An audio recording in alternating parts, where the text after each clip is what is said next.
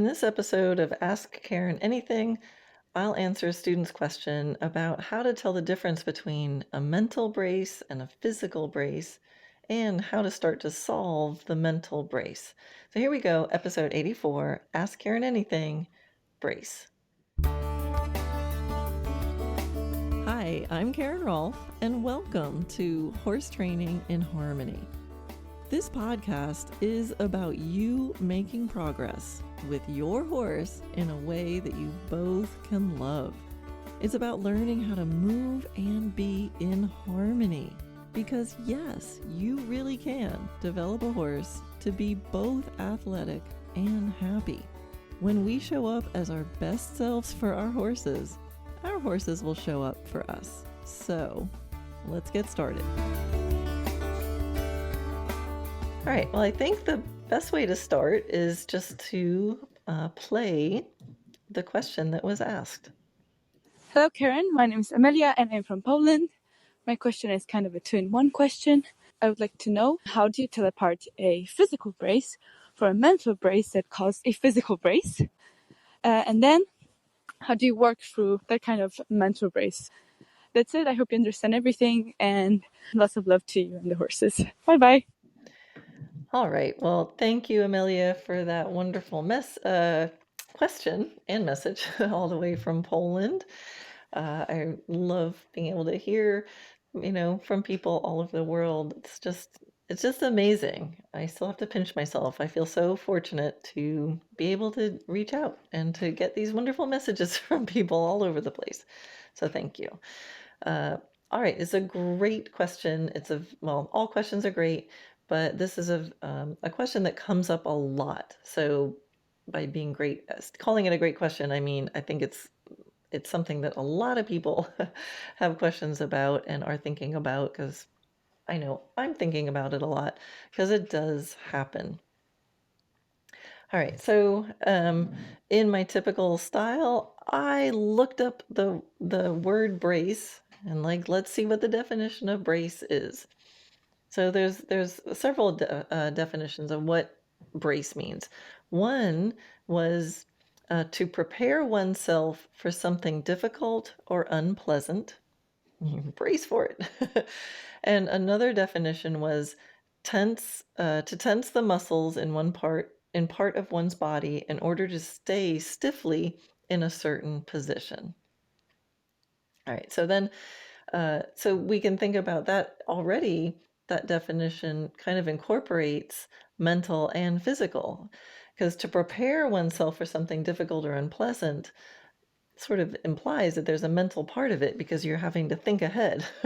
I know what's about to happen, and it's going to be difficult, it's going to be unpleasant, and I'm preparing myself. Then, how do you prepare yourself? Then comes in the physical component, which in this definition is to tense the muscles in order to stay stiffly in a certain position. So, which actually, if you think about it, there's also a mental component there, because you're in that definition, it's saying you are preparing yourself to not move. You're preparing yourself to stay stiffly there. So why would you want to stay stiffly there?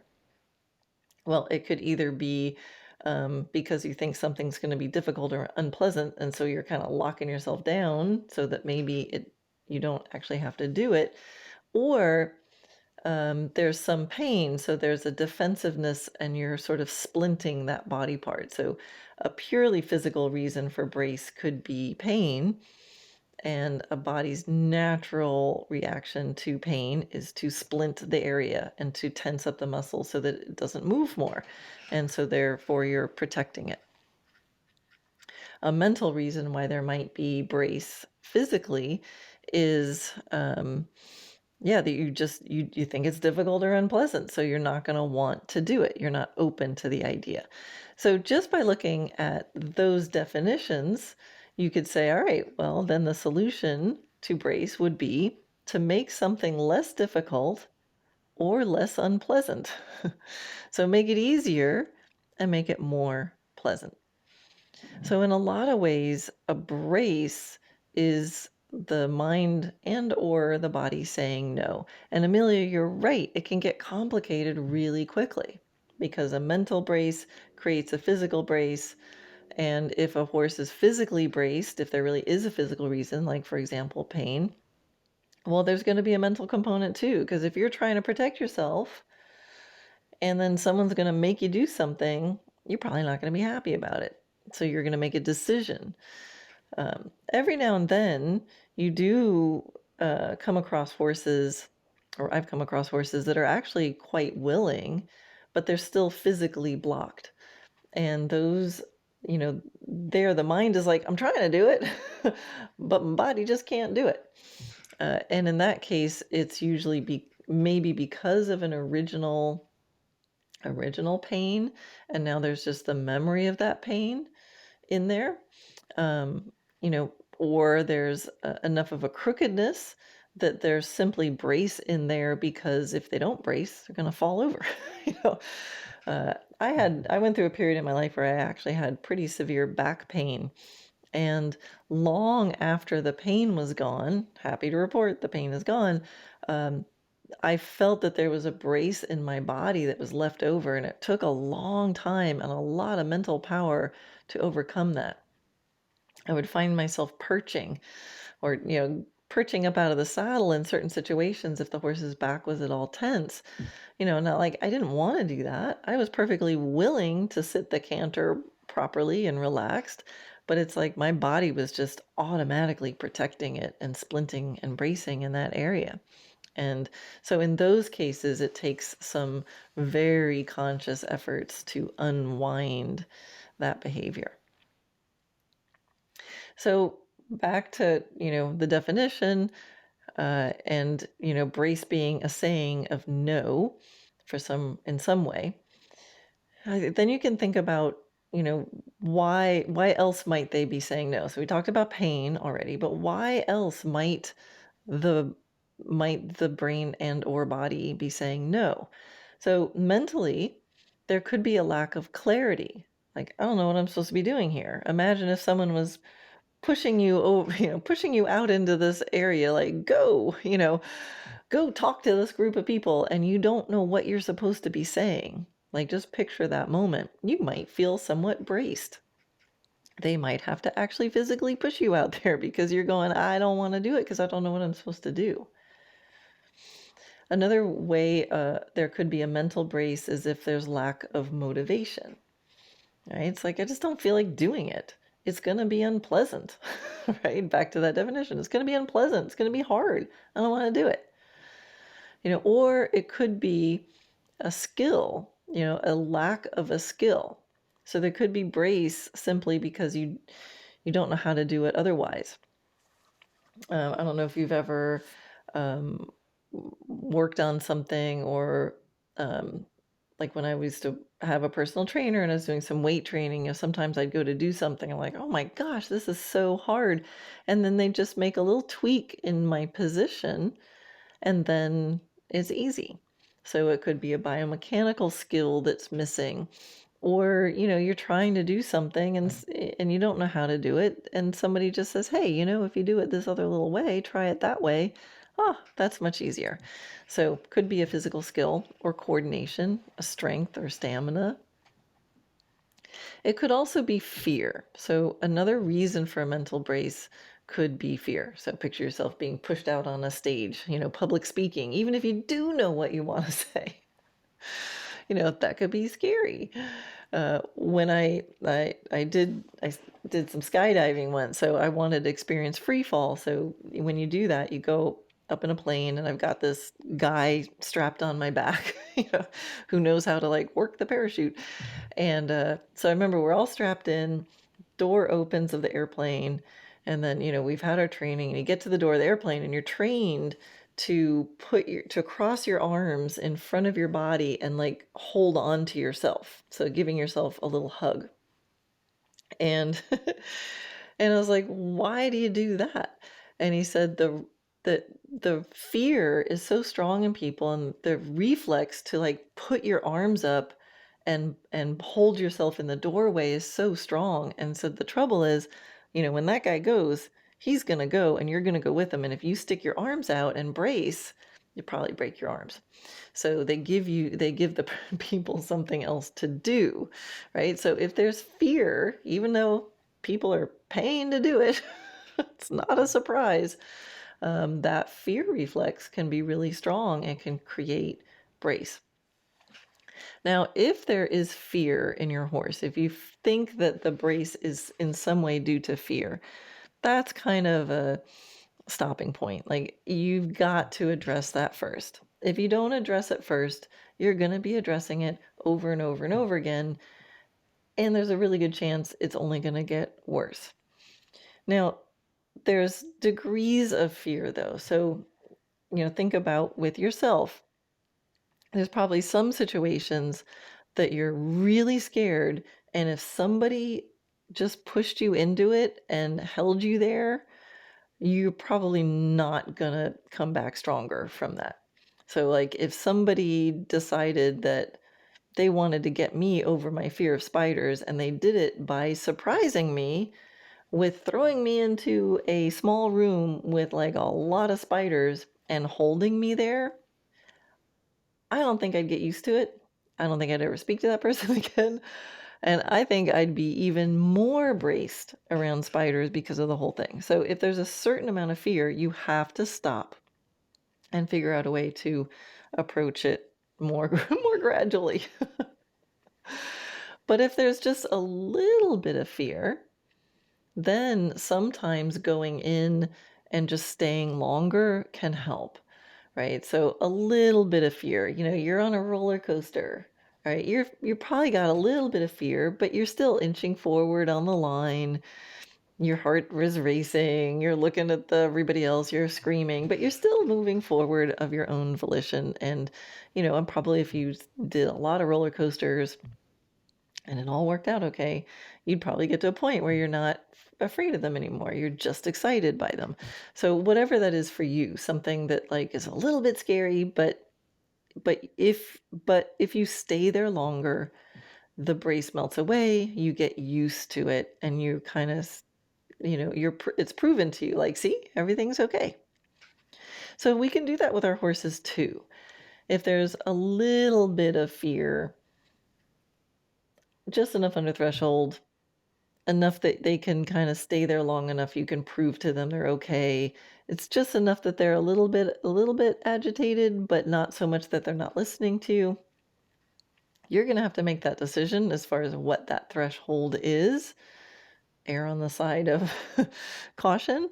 But just, I think it's important to know that even though fear has to come first with addressing it, sometimes you can address it by retreating, and sometimes you can address it by just staying there a little bit longer, but in a way that you're consciously aware that the purpose of you staying there longer is to help them become better at it, not just to say, shut up, that's unreasonable, do what I say.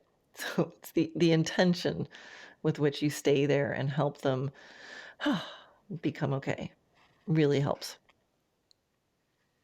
So, of those things, let's kind of revisit. So, if you feel like the brace is due to lack of clarity, then it means you need to teach something. You need to clarify something. You need to gain understanding. So, understanding is the goal in that moment.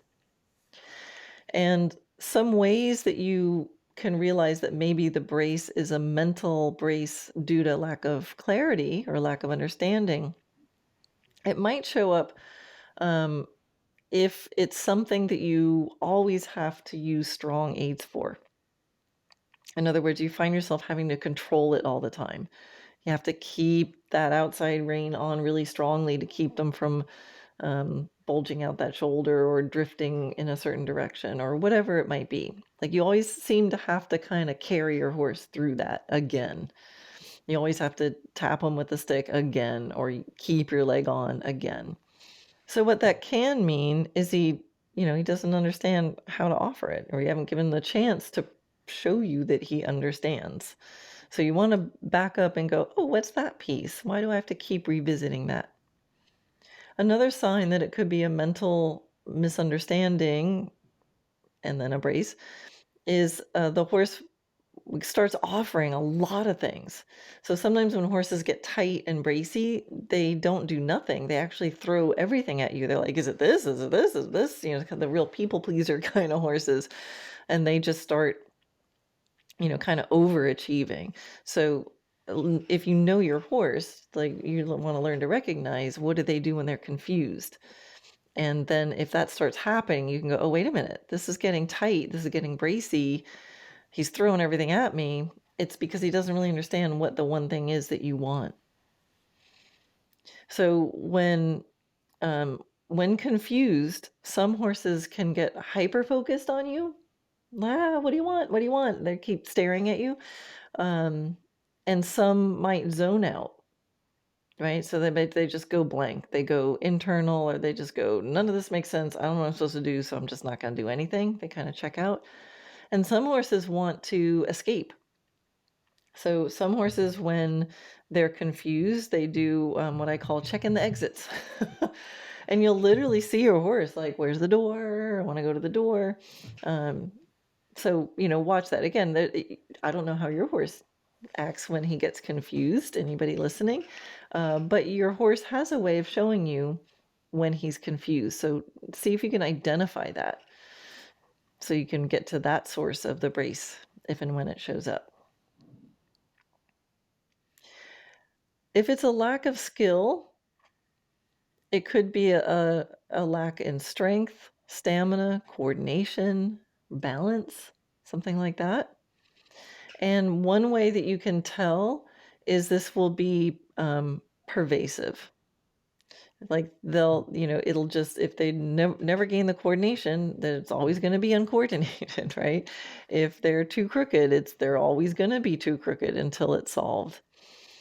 If it's a strength thing and you don't practice it well and you don't build those precise muscles, they're gonna still be not strong enough the next day. So it's kind of like it's always the problem. Um, and so again, this is where you want to decide, be able to tell, is it that they, can't do it, or is it they don't understand what to do, or that they're trying and they can't? This is really important to see. Are they trying and they can't? Are they trying, but they just always drift left? It's a balance problem. Is it they're trying, but they're simply too weak? And no matter how much they try, they're not going to get stronger during that session. And one thing you want to watch, if you're suspecting it could be, in the physical department, is that adrenaline can actually mask some physical issues. It doesn't always cover up a lack of coordination. Right? Horses on adrenaline don't always get more coordinated, um, but it can mask something. So if your horse is, slightly off or something like that, or they just don't seem to have the strength, and then they go on adrenaline and they're acting out of fear, and fight or flight kicks in, yeah, sometimes the really ploppy horse can suddenly be prancing. And you think, "Oh, see, they could do it all along. I knew they could." Or you have trouble doing leg yields, and then they get all pumped up and scared and they kind of fly sideways across the arena. Be careful that you don't use a moment like that to prove to yourself, haha, see, they were just being lazy. They still might not have the strength, stamina, coordination, or balance. They were just acting on fight or flight. And sometimes after those moments, they might feel some regret. you know, like if they're not really strong and then they pump themselves all up, well, tomorrow they might be sore. So take that into consideration. Now, the lack of motivation can be the trickier one. I think motivation and how to motivate horses is a real art form. So if you feel like there's a brace because of lack of motivation, they're just like, why should I? Right? That's a brace. Think of, an employee that's not doing the job. And it's like, why should I? Like, that's a brace. They're not like, sure, I'll do it. How much do you want me to do? But the bottom line of motivation is your horse, for some reason, doesn't feel like it's worth it for him to put in the effort. They don't feel well paid, and we'll put well paid in air quotes there because we're not paying the money for sure. but they don't feel like at the end of the day, eh, it's easier just to brace and take those consequences than to actually do the thing. So if it's a motivation issue, you want to make sure that they do understand it and they can do it, but they really just don't want to. And motivation issues can sometimes be really tied up in human egos, and human egos can have a habit of defaulting to assuming it's a motivation issue. Ah, they're just lazy. Get a job, if you just worked harder. So we humans often think we see a lack of motivation as a personal character flaw in humans and horses, when actually it could be very well be fear, lack of understanding, or lack of a physical skill. When we think about motivation, there's a couple ways to think about it. You can cause horses to move away from something, so you can try to use a pressure that motivates them to move away from it, from the pressure. Um, or you can give them something to move towards. If you go over here, you get this thing. So a really obvious example of, motivation is like, I'm asking you to go. All right, you don't feel like going, you're kind of braced. Well, if I tap you on the butt or tap the ground behind you, that might motivate you to go. So that would be an example of moving away from something. You could also move towards. So you could like shake a bucket of grain. Hey, oops, all of a sudden I feel like going over there. And then there's ways to kind of use them together, use a little bit of pressure to kind of show which direction you want them to go. And then when they get there, they get a reward. So I like to use both. I like to think of the pressure primarily. I try to use pressure to show them what I want them to do. So whether I'm riding and I'm shaping them, or I'm asking for yield on the ground and I'm kind of like waving my stick over here or my energy over here, and that shows them that I want to go that other direction, compared to if I did that on the other side. So I want to use pressure to kind of give them a clue as far as where they're going. And yes, sometimes if they're not going there fast enough or something, I might encourage them and put a little more pressure and say, "Hey, get out of here, because there's this thing going to hit the ground behind you." And if we use pressure in that way so that the intention is that they most quickly understand what that signal was that I gave them originally. So I'm not trying to get them to move from a tap on the butt. The tap on the butt is just to help them understand which direction I want them to go, um, when I did that funny little cue that they didn't understand. So we can use pressure to help gain clarity. And then I also want to see, how happy can I make them on the other side of that, so that they go, oh, that was a little weird, but oh, look over there. I had no idea that I was going to get cookies if I did that. Like, that's cool. No problem. Don't have to tell me twice, Next time I give the cue, they're like, oh, yeah, cool. I'll go over there and get that, because I got to rest when I got over there, or I got a cookie when I got over there, or that wasn't so bad when I got over there. So sometimes a brace from a lack of motivation can be that they don't think they can do it because they never have, or they're not sure they have the skill, and they need just a little push. So maybe you've experienced this. If you've ever had training, or I did, when I had a personal trainer, and sometimes, I'd be doing pull-ups or push-ups or something, not that fun. And they'd be like, come on, give me 5. I'm like, oh, I can't. I'd stop after 4. Like, I can't do 5. And be like, come on, you got it. You can do it. Come on. And, use some sort of motivation. Maybe it's peer pressure because there's other people in my group watching me. And for some reason, I was pushed. And then you know what? I did it. And then you know what? I felt really proud that I did it. And so I was glad that I was pushed. So when you're trying to motivate your horse, you want to be thinking, again, how can you motivate them? And then how can you make them really glad that they did it?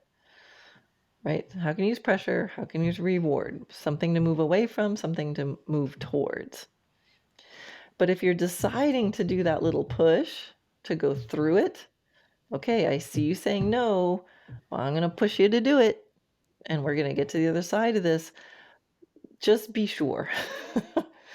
Make sure it's a conscious decision, because if there's a brace and you decide to push through it and you aren't able to get through it, oh, that's a really yucky situation to be in, because now it's just like the clashing of the wills and that can get ugly pretty quick. So if you decide to use the strategy of pushing through a brace because you want to show them what they can do, make sure that you think it's fair, reasonable, and possible, and that you're prepared to pay them on the other side. Here's a dressage example of that, of something in training. So you're working on your collected canter, approaching canter pirouettes, and your horse can collect, and let's say you're spiraling in on the circle, and at some point you get to like, hey, this circle's getting pretty small, and you can feel the horse going, oh, that circle's really small. I don't think I can do the circle that small.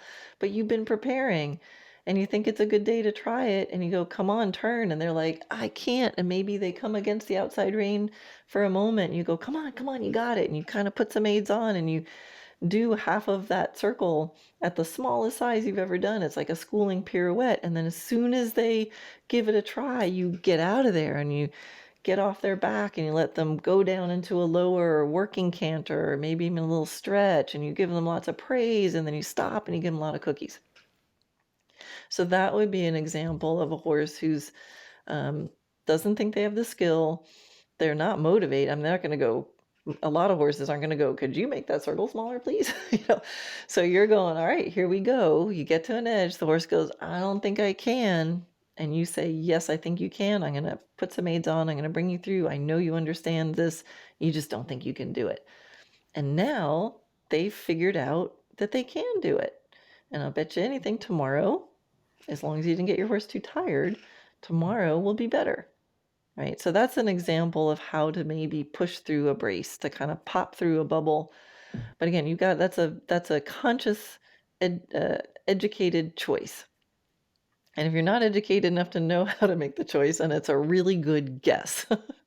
But again, you write it down in your journal. Today I'm going to push it.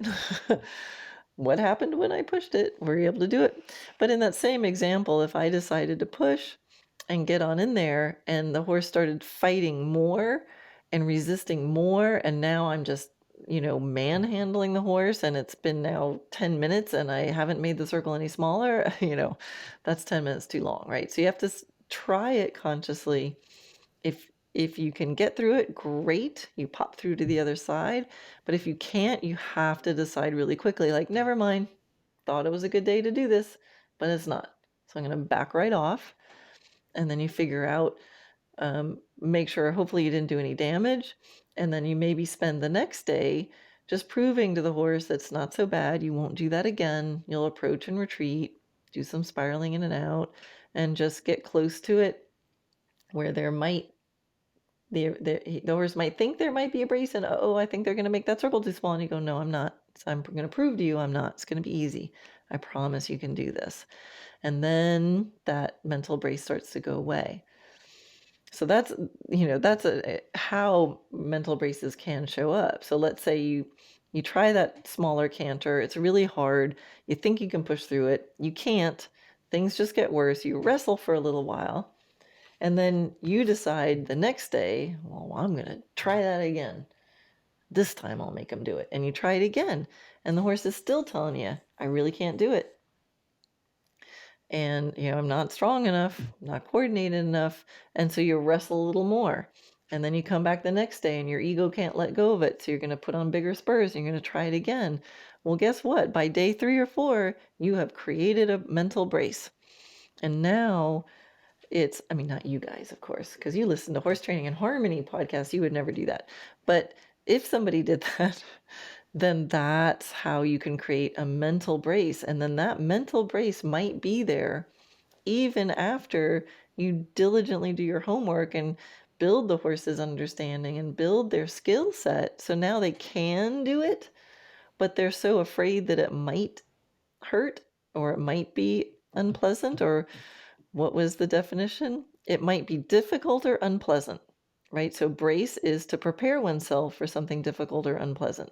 So if you prove it to the horse too many times that it's going to be difficult or unpleasant, now they're going to have a mental brace. So one way that I like to decrease the chances for mental or physical brace is to use silly horse tricks.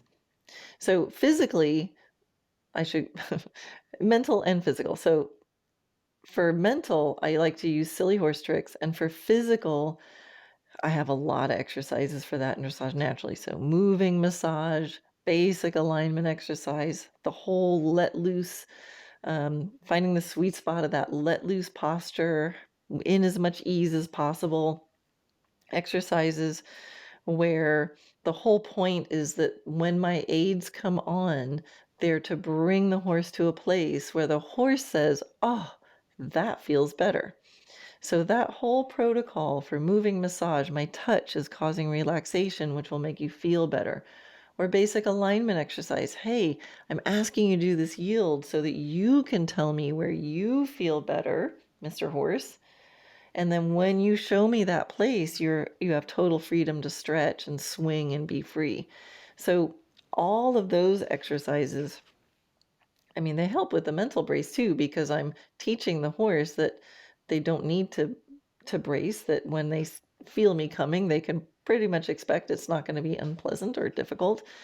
But it's really to work out those physical braces, to take the rocks out of the river and the circuit of energy, to find that alignment, to help their flesh just melt under my touch when I'm playing with moving massage.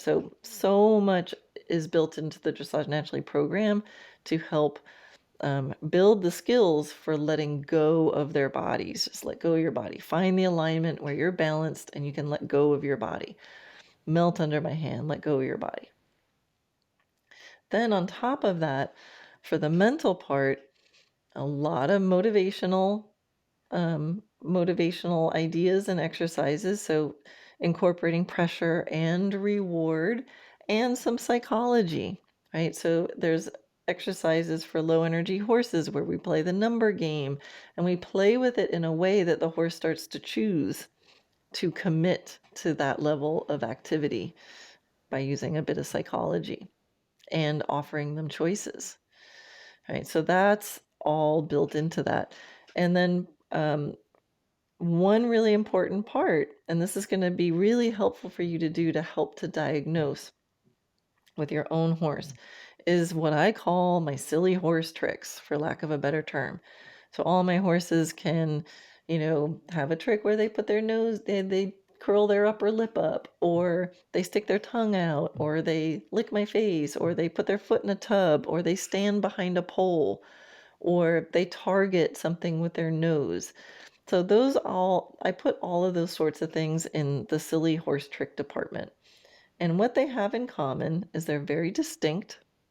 The horse knows 100% when he got it right, when he successfully did it. They are of almost zero physical effort. It doesn't take much effort to stand behind the pole or put your foot in the bucket or curl your nose up or stick your tongue out.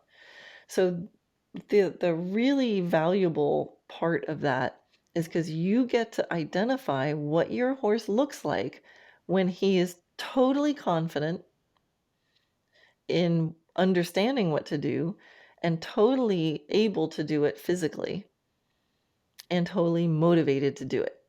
So some of those silly horse tricks horses love to do. And how valuable is that? To see, okay, the foot's either in the bucket or it's not in the bucket, little rubber feed tubs.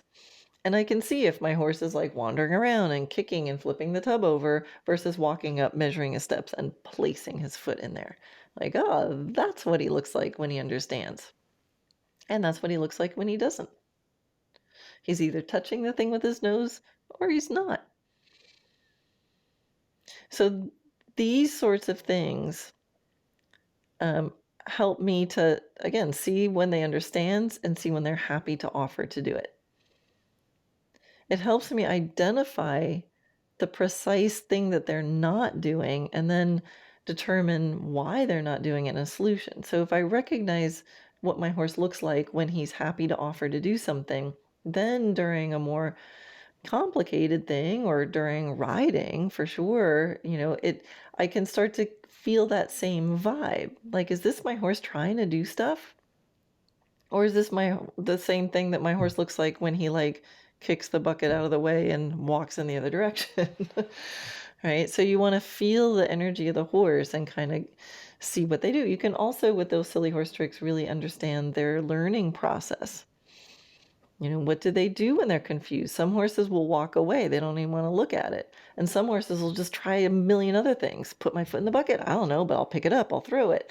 I'll go over there. I'll kick it. I'll go sideways over it. And, they'll do a whole bunch of things. So you really need to know your horse.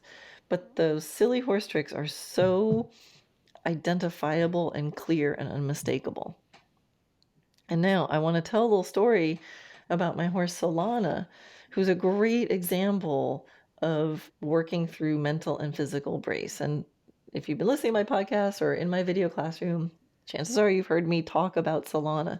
So Solana is just really interesting because she had, past tense, a lot of mental and physical brace. So in her body, it would show up as just you could feel it and like very thick and hard to the touch when I started having body work done. So some of you met Karen Partish on this podcast and in the video classroom does craniosacral and myofascial. And I mean, she would put her hands on her and you could just feel Solana almost pushing her away. And I remember the first session, and Karen kept saying, she's almost there, but she keeps, blocking it. She's like ready to release and just, whoop, she'd take it out. She'd hold the brace again. And even get to a point where Karen was like, gosh, she should be yawning by now. And Solana's like, nope, not gonna see me yawn. you know? And just holding it there. And it took a few sessions before Solana started to go, okay, all right, I will relax my body under you. And I don't think that was so much conscious, but it's the Solana dynamic. So there was that like really early on. Happy to report that is very different now. But also there was some mental brace. So Solana was very, still is, but very opinionated about expressing, well, I think all horses have opinions, but Solana was very expressive about them and would throw little tantrums if she didn't get to go exactly where she wanted to. But when I first started riding her out of the round pen, she literally would trot in one direction but not the other. So she would trot. Now at this point, I forget. Uh, let's see. She would trot west, but not east. No matter where I was on the property, if I turned to the west, she would happily trot along. If I turned around and started heading east, she's like, nope, not so much. Gonna stop. Grind to a stop. Put your leg on, and she'd just stop. To this day, if somebody else rides her, there's no guarantee she'll pick up a canter or maybe even a trot. So she just has a lot of that oppositional reflex in her. Now, she and I have worked it out pretty well. So this sort of dynamic doesn't have to stop in your tracks, but there were some really specific things that I had to do. One is the body work. So if you have a horse who just has a natural brace in their cells, for whatever reason, it's there now. Maybe they're, from an original issue and now that's gone, or maybe the issue's still there, but you want to start unwinding it. I cannot recommend craniosacral and myofascial work enough. Now, there's lots of modalities. Just start trying them because everybody's different and every body is different. Find a good practitioner of something and get it started to unwind. Do the moving massage that I show in the video classroom. Just get your hands on your horse and start trying to open up the idea for relaxation. So definitely body work with Solana was a huge, huge piece of it. It's not the only piece of it though, because without the mental part, without the motivation, she would just be blocking herself. She'd be preparing her body for that difficult and unpleasant thing, tensing her muscles.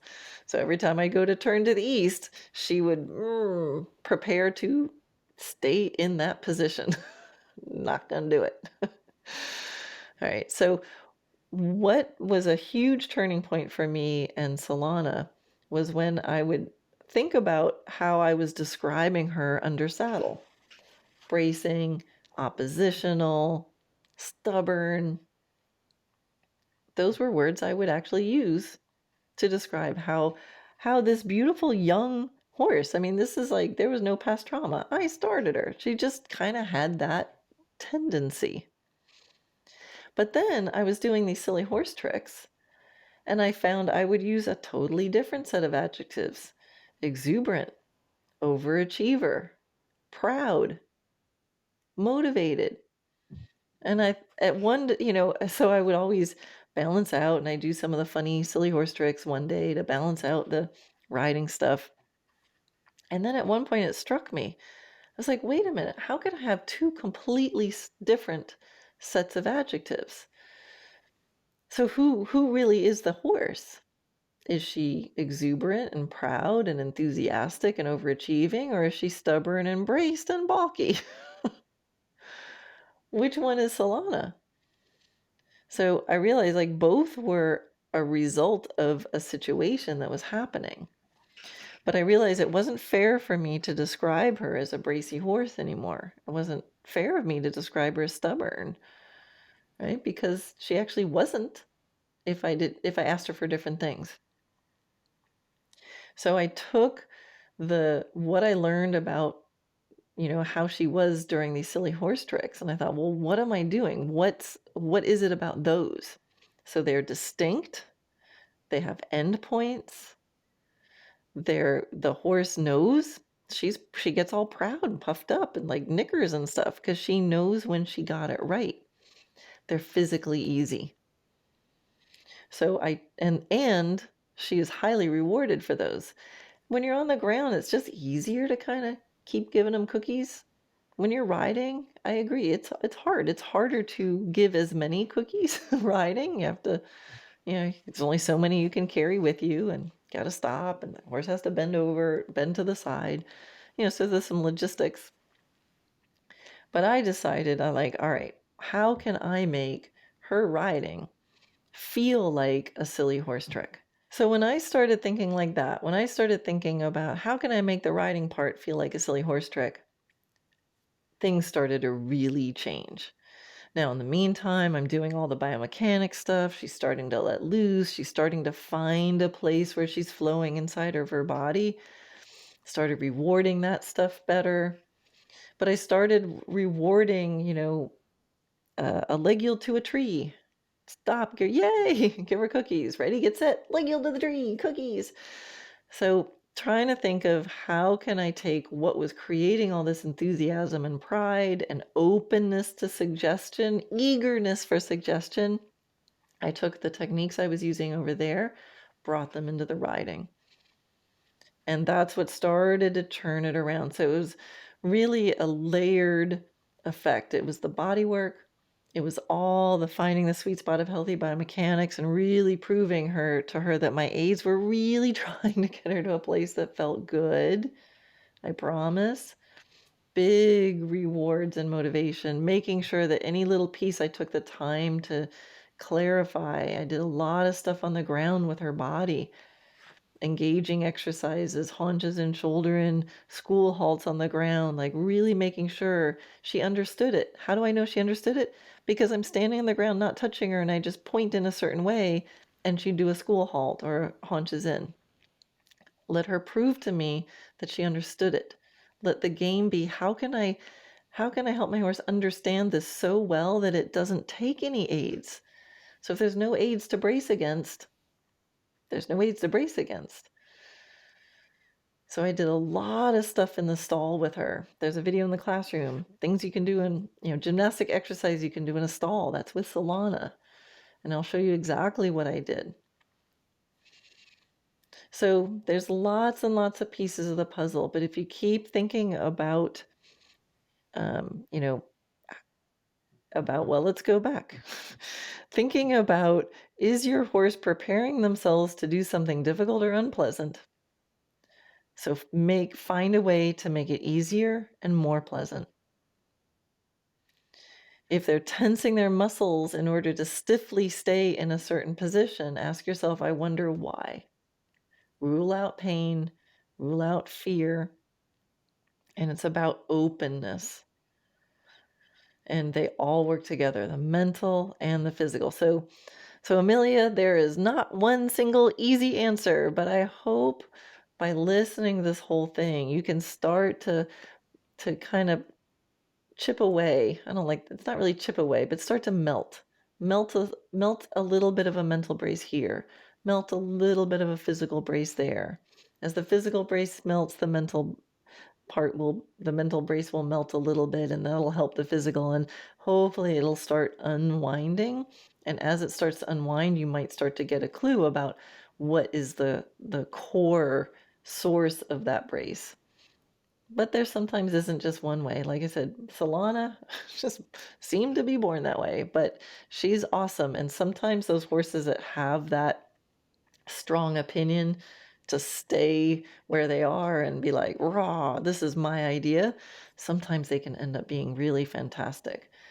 So Solana's ability to be not easily changeable, right? She's not actually that responsive or open to change. Now that she's educated a little more, it comes in handy. Like she gets in her collected pirouette canter and it's really hard to change it. Like she'll just stay there. It's really easy to ride now. She clicks into it and like, that's it. It's almost hard to mess it up. So there is hope. I love that you're asking this question. I hope this helps. I hope this helps somebody. Please, visit me in the Dressage Naturally on Facebook group and let me know. Yeah. So good luck out there. I wish you horses who are open to everything.